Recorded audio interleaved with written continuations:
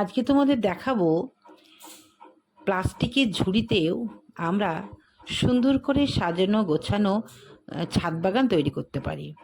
কারণ এই ঝুড়িতে আমরা মাটি ছাড়াও অনেক শাকসবজি লাগাতে পারি, আবার নারকেলের ছোবড়ায়, আবার সবজির খোসাতে, আবার জৈব মাটিতে অনেক কিছুই পরিকল্পনা করে আমরা এগুলো করতে পারি, যেগুলো হবি ও সুলেখার বাগানে হয়েছে। দর্শক বন্ধু, কী কী হয়েছে আজকের ভিডিওটা তোমরা দেখো, যে আমরা কি কি কাজ করতে পারি।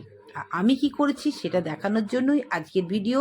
সাথে থাকো, খুব ছোট্ট ভিডিও, ভালো লাগবে। এবং নতুন বন্ধু থাকলে আবদার থাকলো চ্যানেলটাকে সাবস্ক্রাইব করে পাশে থাকবে। আবারও নতুন নতুন ভিডিও পাওয়ার জন্য বেল আইকনটাকে প্রেস করে দেবে। নমস্কার, হবি অফ সুলেখা ব্লগে প্রত্যেক দর্শককে স্বাগত। আজকে ঝুড়ি গার্ডেন দেখাবো, তাতে কি মিডিয়া আছে, কি কি চাষ হয়েছে, কতটুকু তাদের উচ্চতা হয়েছে, সব কিছুই থাকছে। সাথে থাকো, দেখতে থাকো কি কি হলো।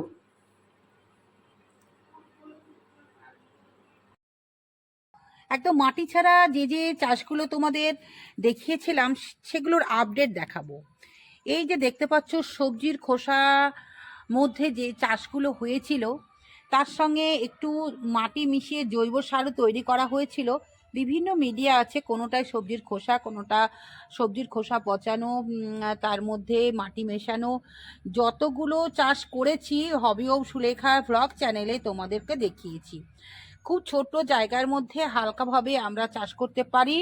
এখানে আছে দেখো বাঁধাকপি আর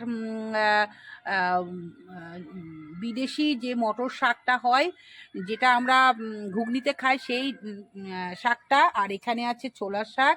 এখানে হয়েছে করলা গাছ, টক পালং গাছ, পালং শাক, মূলোর শাক।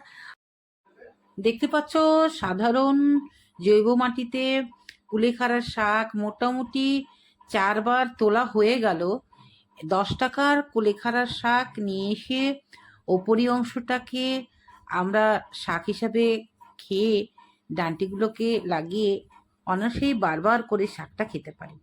এই ছোট্ট ঝুড়ির মধ্যে এত গুচ্ছাকারের শাক হয় দর্শক বন্ধু, সত্যি এটা একটা উপকারী শাক। এই শাকটা আমরা খুব সহজেই করতে পারি। এটা হবি অফ সুলেখার চ্যানেল প্লাস ব্লগ চ্যানেলে এটা দেখানো হচ্ছে বারবার। তোমরা এটা করতে পারো খুব সহজেই। জৈব মাটিতে কাণ্ডগুলো রোপণ করে দিলেই হবে। মাঝে মাঝে একটু করে জল দেবে, ব্যাস, আর কিছু লাগবে না। আর যখন মাটিটা তৈরি করবে অবশ্যই নিম পাতা দিয়ে দেবে, তাহলে কোনো পোকামাকড়েই গাছের পাতাগুলো কাটতে পারবে না। এখনো পর্যন্ত ঝুড়িতে পতুলাকা পড়ছে।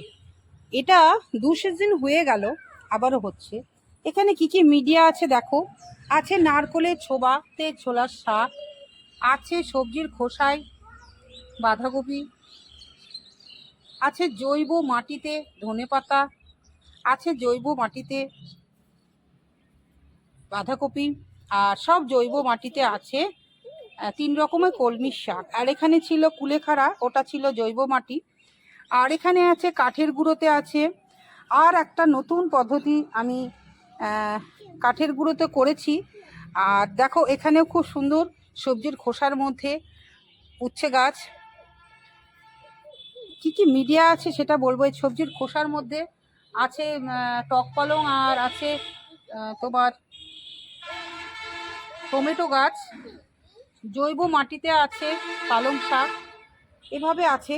আর এখানে তোমার সম্পূর্ণ একদম এইটা কেমন হবে দেখবো। নতুন আমি চাষ করেছি, পানার মধ্যে ধনেপাতা বেরোচ্ছে দেখো। পানা একদম শুকনো পানা, 1 ঝুড়ি পানা ছিল, সেই পানাতে দিয়েছি।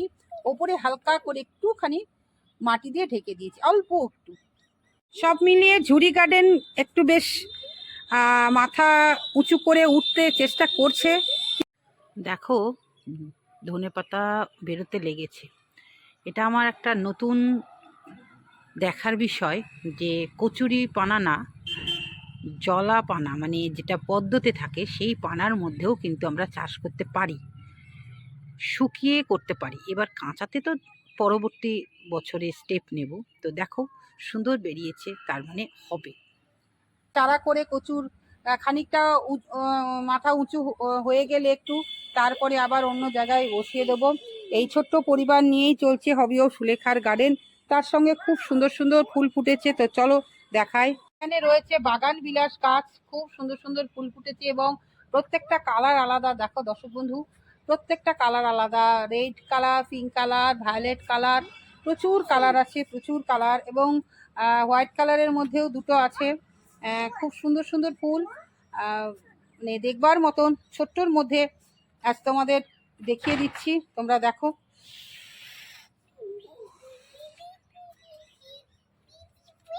এক একটা গাছে কালার এক এক ধরনের। তার সঙ্গে চন্দ্রমল্লিকাও আছে। সব রকম শীতের প্রস্তুতি চলছে দর্শক বন্ধু। আর এদিকে দেখো খুব সুন্দর সুন্দর একদম কালারফুল ফুটেছে, অসাধারণ। আজকের ভিডিওটা কেমন লাগলো অবশ্যই জানাবে। আবারও ফিরে আসবো নতুন কিছু নিয়ে। তোমরা সকলে ভালো থেকো, সুস্থ থেকো, আর হবি ও সুলেখা ব্লগ চ্যানেলের সাথে থেকো। আজকে আসি, টাটা।